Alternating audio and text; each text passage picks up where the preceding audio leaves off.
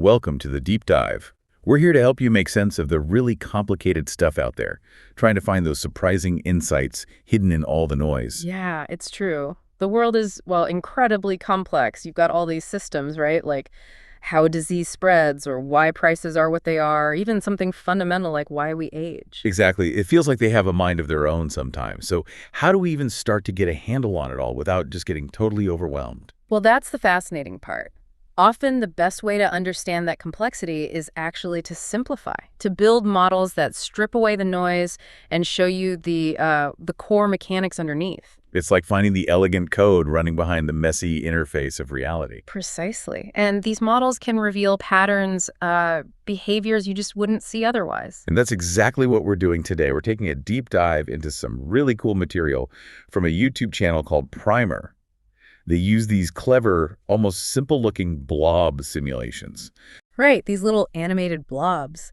But they use them to shed light on huge topics, epidemics, social behavior, even how markets work. It's quite impressive. So our mission here is to give you, our listener, a kind of shortcut. We want to go beyond just what happens in these complex systems and really get into the why and the how. And often, the answers are pretty surprising. And the sources we're drawing from are essentially transcripts of these visual simulations. And why? That lets us pull out the key ideas, the underlying patterns that, might get lost if you were just looking at tons of real-world data. It's like getting that backstage pass, right? Yeah. Seeing how the machinery actually works. Exactly. A clearer view of the forces shaping things. Okay, so let's start building our understanding. How do these simple models, these blobs, actually help us predict things or understand patterns? It's our first section, the building blocks of understanding modeling and prediction. Well, the real power here is in simplification. You take a complex system, strip away all the extra details that aren't essential to the core question, and focus on the basic rules. So when we talk about these blobs, we're not trying to say, predict the exact number of flu cases in London next December. No, not at all. It's about grasping the patterns, the underlying mechanics that drive these kinds of phenomena, whether it's disease or information spread or something else entirely. It's about the how, not the specific when or where. Okay, so let's make that concrete.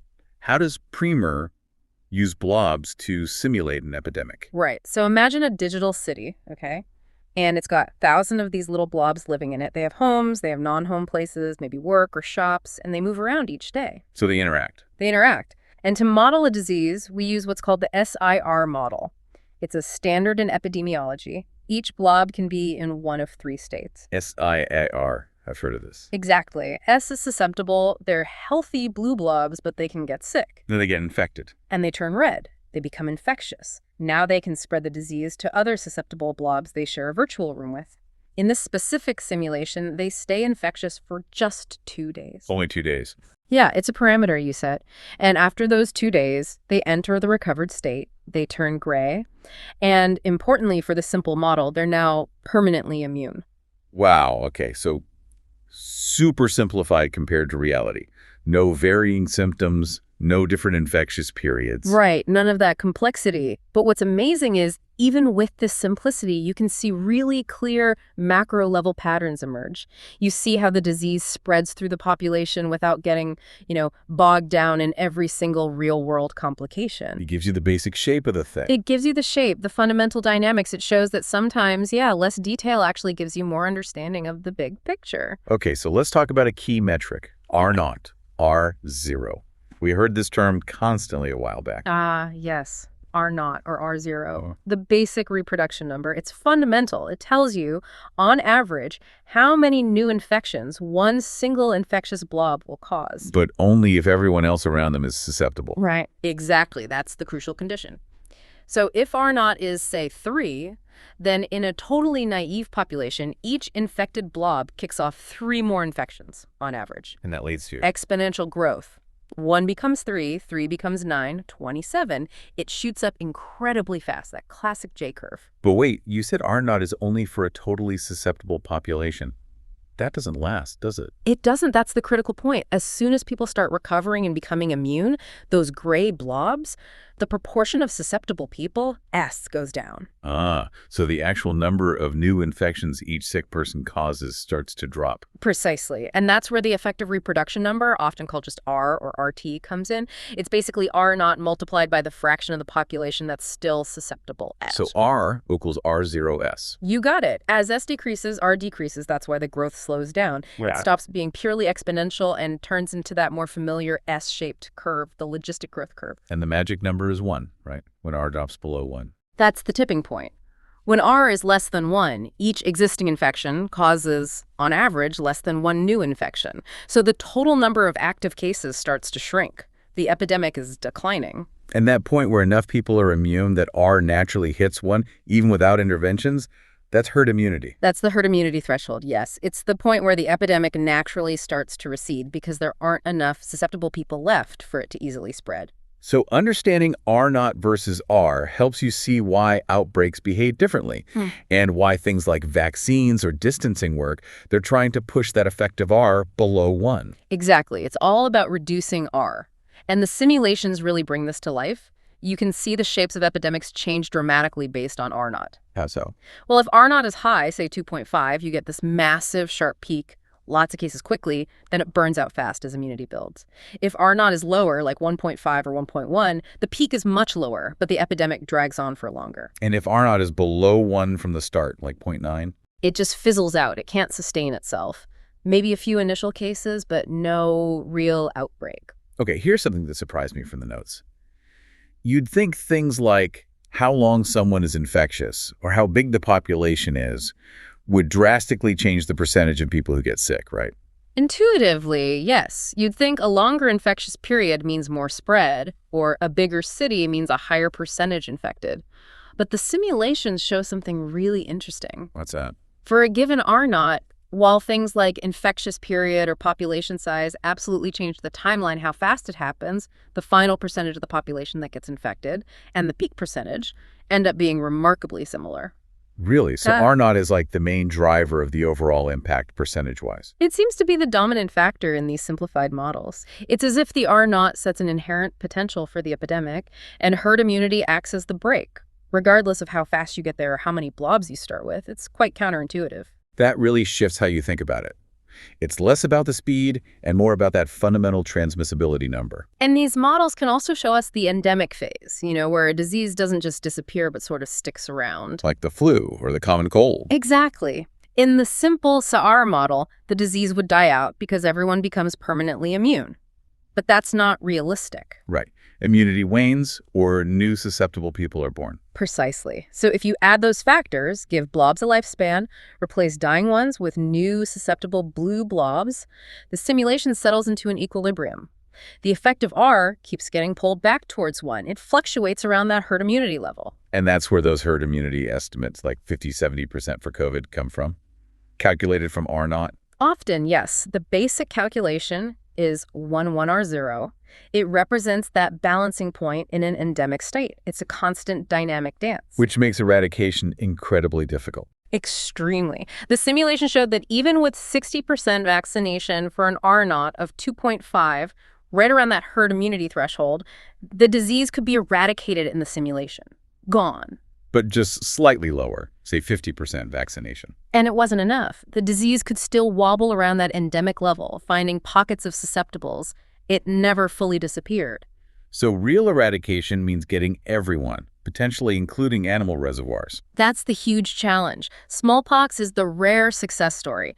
But for many diseases, it's often more about control and reducing the burden through vaccination, even if eradication isn't feasible.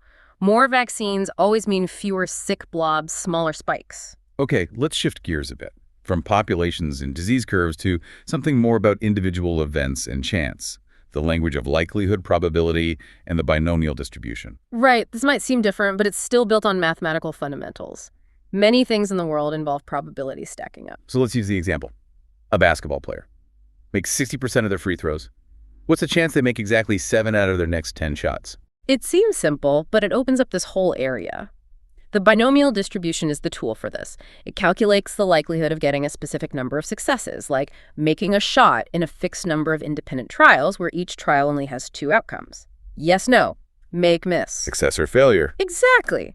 And the formula, while it looks a bit hairy... It usually does. Yeah. But it's basically got 2 key parts. First, you need to figure out how many different ways you can get 7 makes in 10 shots. Yep. Is it M, M, M, M, M, M, or M? Lots of ways. Right. The order could be anything. That sounds complicated to count. It gets complicated fast. You could draw a tree diagram for 2 or 3 shots, but 10, forget it. That's where the first part of the formula, the binomial coefficient, comes in. It counts those combinations. How does it do that without listing them all? It uses factorials. Remember, n is n times n1 times n2 all the way down to 1. Okay, 4 is 4 by 3 by 2 by 1 equals 24. Exactly. The binomial coefficient uses factorials in a clever formula often written as n choose k to calculate how many ways you can choose k successes from n trials without double counting or caring about the order. It just tells you how many unique sets of 7 successful shots exist within those 10 attempts. So it counts the combinations. Precisely. Then, the second part of the formula just multiplies that count by the probability of any one specific sequence happening. For 7 makes at 60% prob and 3 misses at 40% prob, that's brain 7.43. Ah, okay. So, number of ways to get 7 successes times probability of one specific sequence with 7 successes. You've got it. And this isn't just for basketball. Think about quality control probability of defects in a batch, or clinical trials probability of a drug working for a certain number of patients, or even just flipping coins. So understanding this helps you get a feel for how likely different outcomes are, how probabilities compound or don't. Why getting 10 heads in a row is so much rarer than getting 5. Exactly. It builds your intuition for statistics and chance, which is useful everywhere. This leads nicely into the next step. Using probability to make decisions when you don't have all the facts. Let's talk about making decisions with incomplete information. Hypothesis testing. Right. This is fundamental to science and to, well, a lot of decision-making. How do we decide something based on limited data, knowing we might be wrong? Frequentist hypothesis testing gives us a framework. Let's use the primer example. The blob detective, trying to catch cheating blobs with biased coins. Okay. So the detective needs a test, but the test has competing goals, which is always the tricky part. Goal 1, don't accuse innocent blobs too often. Avoid false positives. Right. You want a low chance of yelling cheater when the coin is actually fair. Goal 2, actually catch the cheaters. Yeah. You want a high chance of identifying a biased coin when it is biased. That's the true positive rate, or statistical power. Yep. You want your test to be sensitive enough to detect the cheating. And goal 3, do it efficiently. Use the minimum number of coin flips needed. Don't waste time and resources. It's a balancing act, and setting standards for these goals immediately creates trade-offs. For instance, a common standard in science is aiming for a false positive rate of 5% or less. So you're willing to be wrong about 1 in 20 times when accusing someone innocent? Essentially, yes. That's often considered an acceptable risk. And for power, maybe you aim for 80%, meaning you want to catch 80% of the actual cheaters. Okay, so how does this play out? The simulation showed if the detective just required 5 heads in a row. That's a very strict test. The chance of a fair coin doing that is only about 3.1%, 0.55. So your false positive rate is great, well below 5%. What? But it's terrible at catching cheaters. In the simulation, that test only caught about 24% of blobs with biased coins. The power is way too low. It misses most of them. Those are false negatives. So you avoid false alarms, but the cheaters run wild. You need more flips or a different threshold, like maybe 8 heads out of 10 flips. Exactly. You adjust the test, the number of flips, and the number of heads needed to try and hit both your false positive target, for example, 5%, and your true positive target, for example, 80% power. This involves thinking about true negatives, correctly identifying fair players, and false negatives, missing cheaters, too. It's this whole matrix of possibilities. And this is where assumptions become absolutely critical. Hugely critical. This is maybe the most important lesson here. What if the detective assumes the cheater's coins land heads 75% of the time when designing the test? Okay, they design a test optimized for catching that specific high level of cheating. Right. But what if, in reality, the cheaters are only managing a 60% bias? A bit more subtle. Ah, The test designed for the 75% cheater might not be very good at catching the 60% cheater. Exactly. The simulation showed that the test optimized for 75% bias would only catch about a quarter of the actual 60% cheaters. You completely miss your power target. Wow. Because your initial assumption about the effect size, how biased the coin was wrong. Precisely. And we do this all the time. We make assumptions, design our analysis or decision rule based on them, and then forget how crucial those assumptions were. We treat them like facts. So the test that would catch 80% of the 60% cheaters with a 5% false positive rate needed way more flips. Way more, like 158 flips needing 90 heads. The required evidence changes drastically based on the assumed effect size. And this relates to p-values too, right? That number everyone talks about in studies? Yes. The p-value is the probability of seeing data as extreme as yours, or more extreme, if the null hypothesis is true, meaning if the blob is actually innocent, if the coin is fair. So a small p-value, like under 0.05, means it's unlikely I'd see this result just by chance if they were innocent. Right. So you might reject the null hypothesis and declare the result statistically significant. But, and this is vital, the p-value does not tell you the probability that the blob is cheating. It's only about the probability of the data assuming innocence. It's a subtle but crucial difference people often get wrong. So hypothesis testing is this framework for making decisions under uncertainty, balancing errors, and crucially being aware of your assumptions. You can't maximize everything. You can't. You have to decide which errors matter more in your context. Is falsely accusing someone worse than letting a cheater go free? The answer depends on the stakes. Okay, let's move into our next big area, the dynamics of populations and behaviors evolution in action. We touched on population growth with epidemics. Right. We saw that initial exponential growth, but obviously in the real world, populations don't grow forever. They hit limit. That leads to logistic growth, the S-curve. Exactly. Things like crowding, running out of food, attracting predators, they all start to increase the death rate or decrease the birth rate as the population gets bigger. In the simulations, this was modeled simply with a crowding coefficient. More blobs means higher chance of dying. Yep. And that naturally leads the population to level off at a carrying capacity. That's the maximum population size the environment can sustainably support. Births equal deaths in equilibrium. And this isn't just animals. It applies to, well, almost any growing system with limits. Pretty much. Human populations, adoption of technology, spread of ideas, understanding carrying capacity helps predict those long-term leveling off trends. And the simulations also show the role of luck or genetic drift. How so? Especially in smaller populations, a gene might become more common just by chance. Maybe the blobs carrying it just happen to have more offspring that survived, not because the gene itself was inherently better. Luck plays a big role alongside natural selection. Okay, now for the really fun stuff. Evolutionary game theory. When individual strategies affect everyone else. This is fascinating. It's about how strategies evolve in a population, even if the players aren't consciously choosing but are driven by their genes. Let's start with the classic. Hawk-dove. Right. Imagine blobs competing for food. A dove strategy means share peacefully. A hawk strategy means fight aggressively. That's the key rule. The key is the cost of fighting. If two hawks meet, they fight so fiercely that neither gets any food. Maybe they both get injured, represented as zero payoff. Okay, so what's the best strategy? Be a hawk or a dove? That's the twist. There isn't one single best strategy. It depends entirely on what everyone else is doing. How does that work? If the population is full of peaceful doves, being a hawk is great. You always get the food without a fight.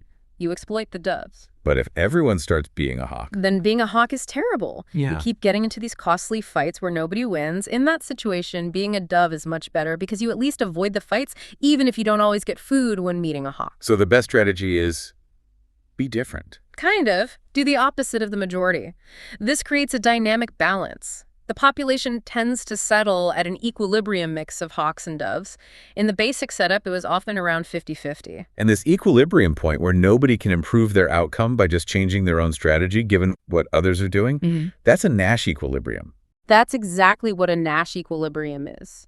It's a stable state resulting from individual incentives, and it explains why you see mixes of aggressive and passive behaviors in nature. It's not about the good of the species, it's about stable individual strategies. Okay, let's take another game. Teamwork and the prisoner's dilemma. Right. Blobs can cooperate, shake a tree together for lots of mangoes, or go solo, fighting for fewer mangoes on the ground. What's the dilemma here?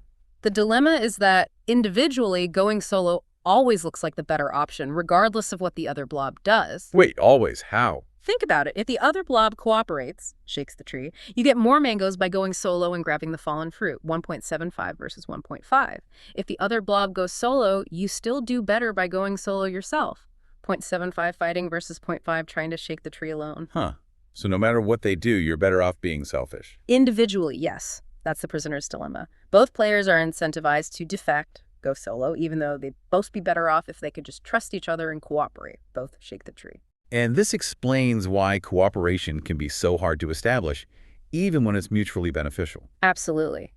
If a selfish strategy like solo is always better individually, it can become what's called an evolutionarily stable strategy, ESS. It means that strategy can invade a population of cooperators and resist invasion by other strategies. It's very stable. But the simulation added a twist with rock, paper, scissors, didn't it? Yeah. About ties having a cost. Yes. In simple rock, paper, scissors, one strategy might dominate, or they might cycle. But if you add a small cost to having a tie, like if two rocks meet, they both lose a bit of energy, it changes everything. Wow. It penalizes populations dominated by one strategy. This favors blobs that play a mixed strategy, like playing rock, paper, and scissors each 1/3 of the time. This mixed strategy can become a stable equilibrium, even in ESS, because deviating from it doesn't give you a consistent advantage against the mix. So subtle rule changes can totally shift the stable outcome. That applies everywhere, from business competition to international relations. It really does. It shows why selfish behavior might persist, but also how introducing costs or benefits for certain interactions can promote different outcomes. Now, for a big evolutionary puzzle, altruism. If it's survival of the fittest, why would any creature sacrifice itself for another? It seems like a total contradiction, doesn't it? Why help a competitor pass on their genes? Exactly. The key idea here is inclusive fitness. It shifts the focus from the individual organism to the gene itself. A gene for altruism can spread if the altruistic act helps other individuals who likely carry copies of that same gene. So the gene is helping copies of itself survive, even if it's in a different body. Precisely. From the gene's point of view, it doesn't matter which body carries it into the next generation. This leads to Hamilton's rule. B times R minus C must be greater than 0. You got it. The benefit, B to the recipient, multiplied by the relatedness R between the altruist and recipient, must outweigh the cost C to the altruist. Let's break down that R relatedness. Yeah. In the simulation with asexual reproduction, siblings are identical clones, right? So R1. Exactly. R1. So if saving two siblings, B2, costs your own life, C1, then BRC becomes 2, 1, 1 equals 1, which is greater than 0. Altruism is strongly favored. The gene ensures more copies of itself survive. But with sexual reproduction, it's different. Siblings aren't identical. Right. On average, you share half your genes with a sibling, so R equals 0.5. This is where early, simpler models got tripped up. They thought maybe altruism wouldn't work as well. Why was that flawed? Because Hamilton's rule isn't just about the total benefit, it's about the benefit specifically weighted by the chance that the recipient shares the altruism gene. It correctly accounts for the fact that helping a relative might also help copies of other non-altruistic genes they carry. Hamilton's rule isolates the condition under which the altruism gene itself increases in frequency compared to other genes. Ah, so it's a very precise calculation about the gene's own success. Exactly. And it perfectly explains kin selection, why altruism is overwhelmingly directed towards relatives in nature.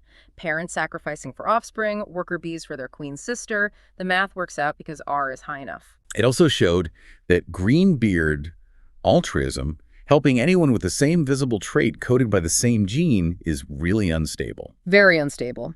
If the beard gene and the help people with beards gene become separated, cheaters who have the beard but don't help can invade easily. Kin selection based on shared ancestry is much more robust. Okay, one more huge evolutionary question. The mystery of aging. Why do we fall apart? If evolution favors survival, why didn't it select for immortality?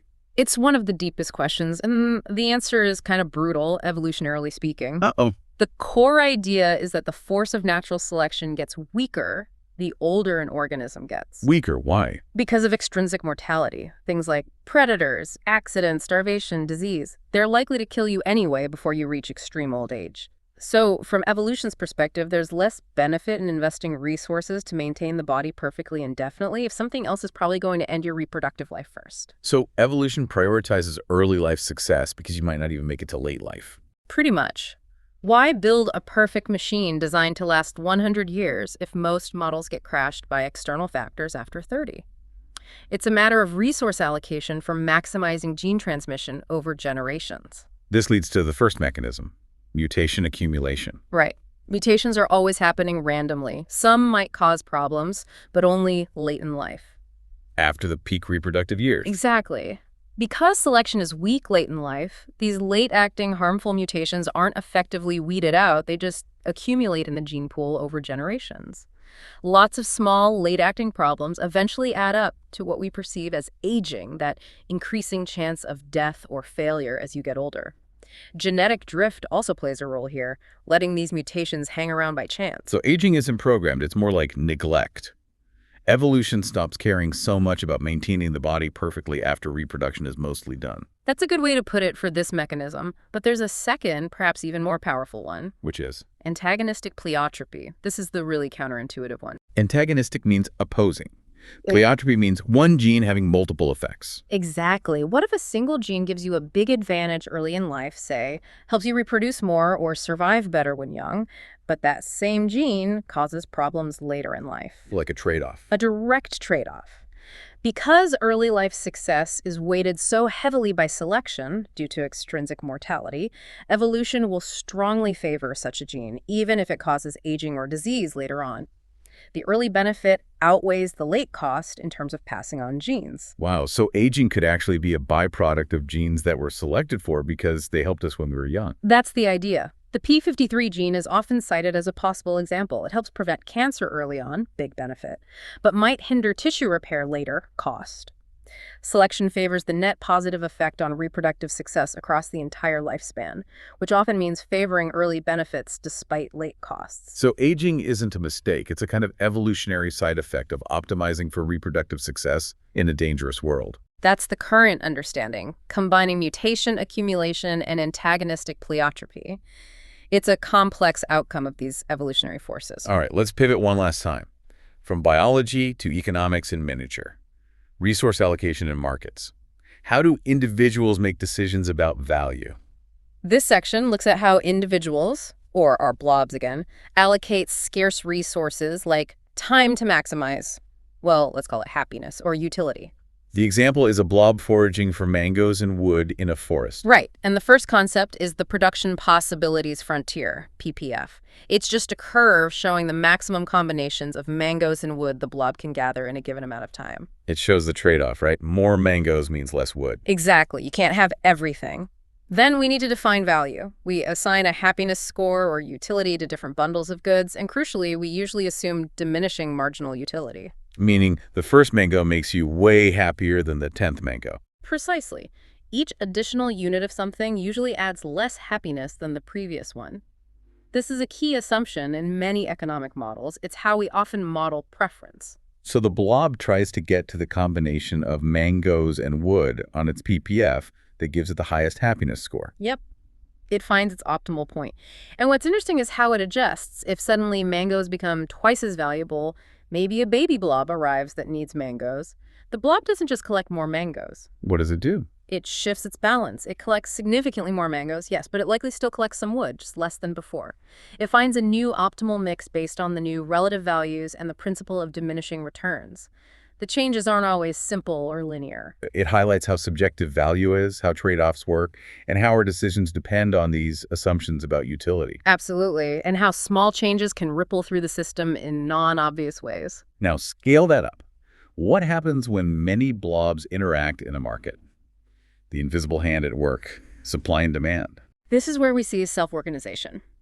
You have buyers, each with a maximum price they're willing to pay, and sellers, each with a minimum price they're willing to accept. Let's say they're trading rockets. Okay, rockets. The difference between what a buyer would have paid and the actual price, that's buyer surplus. The difference between the price and what a seller would have accepted, that's seller surplus. Total surplus is the sum of both bench. It measures the total gains from trade. And competition drives the price. Absolutely. If lots of buyers want few rockets, they bid the price up. Sellers capture more surplus. If lots of sellers have rockets nobody wants, they have to drop the price. Buyers capture more surplus. It's a negotiation through market forces. And with enough buyers and sellers, it settles somewhere. It settles at the equilibrium price. This is the price where the quantity of rocket sellers want to sell exactly matches the quantity buyers want to buy. And the amazing thing, shown in the simulation, is that this equilibrium price also happens to maximize the total surplus for the entire market. That's the invisible hand, right? Adam Smith's idea. Individual self-interest leading to an efficient market outcome without central planning. That's the classic argument for free markets. They self-organize, and under ideal conditions, they are highly efficient at allocating resources to maximize that defined surplus. What? There's always a but. Are real markets always ideal? Well, that's the critical thinking part, isn't it? The model assumes many buyers and sellers, perfect information, easy switching between options. Real markets often don't look like that. You have monopolies, information gaps, barriers to entry. So the idealized efficiency might not always hold in reality. It might not. And there's a deeper question, too. Is maximizing that defined economic surplus always the ultimate societal goal? What do you mean? Think about essential goods, food, housing, healthcare, maybe even labor markets. A society might decide that ensuring everyone has access or that workers get a fair wage is more important than squeezing out the absolute maximum theoretical economic surplus, especially if that surplus goes disproportionately to a few. So society might choose to regulate a market or intervene, prioritizing fairness or access over pure market efficiency in certain areas. Exactly. It's not about saying markets are bad. They're incredibly powerful tools for efficiency. But it's recognizing they optimize for the values embedded in them, usually maximizing monetary surplus based on willingness to pay. If society has other values, like equity or basic needs security, then relying solely on an unregulated market might not achieve those goals. Understanding the model helps you see why and where intervention might be considered.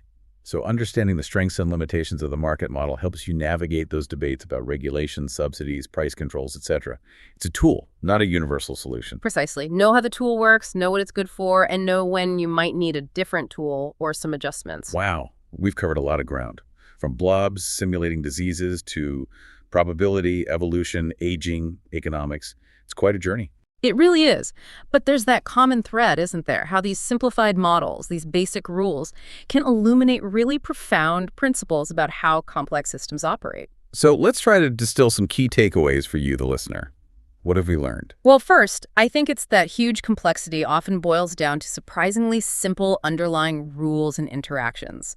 It's not always as mystifying as it seems. Second, and this came up again and again, assumptions matter. Always. Always ask what assumptions are built into any model or conclusion. Changing them can totally change the outcome. Don't treat assumptions like facts. Third, the role of randomness and luck genetic drift was a great example, is often much bigger than we intuitively think. Not everything is determined solely by fitness or optimal choices. Chance plays a part. And fourth, understanding the underlying game's hawk dove, prisoner's dilemma helps explain why certain behaviors or market dynamics stick around. They might be stable equilibria driven by individual incentives, even if they don't look best for the group overall. Those seem like really solid takeaways. It's about looking for the simple rules, questioning assumptions, acknowledging chance, and understanding the strategic interactions. So here's a final thought to leave you with. Think about a complex system in your own life. Maybe it's your workplace dynamics, your community project, maybe even your own habits or routines. Could you try stripping away the noise? What are the basic blobs or components? What are the simplest rules governing their interactions? And crucially, what hidden assumptions are you making about how it all works? What surprising equilibrium or underlying pattern might you uncover if you looked at it through this kind of modeling lens? It might just give you a whole new perspective.